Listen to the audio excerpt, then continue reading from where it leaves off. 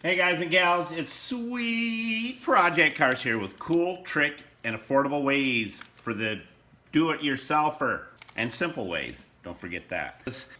You don't even have, it's so simple. You don't even have to let any air out of your tire. You can, if you feel you need to, you can let a pound out or 2 pounds because this is all you have to do. You take your syringe. Now you can use whatever you want to measure it out. We use a syringe and we like to put in 1 milliliter, okay? That's all. We take the cap off the 303 right here. Look at that, perfect. Done it a few times.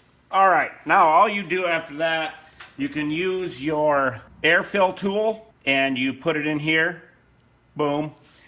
Or you can use the other air fill tool, which is this one right here, boom. If you're going to take the valve out, you can do that. These have TPS sensors in them, so I'm not going to monkey with that. All I'm going to do is take my air fill tool,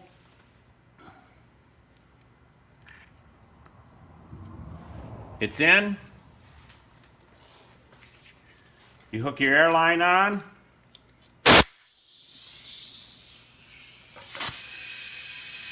that's it, and it's in. You'll get a little on the rim, not a big issue, but now it's in the tire. Done.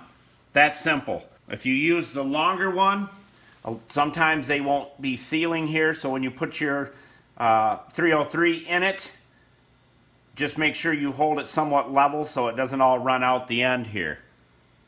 Put it in, put your air line on, hold it down like this, and then get it on, boom, done.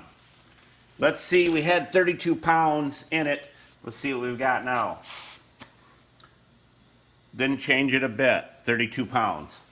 That's it, folks. Short tip, hopefully it helps.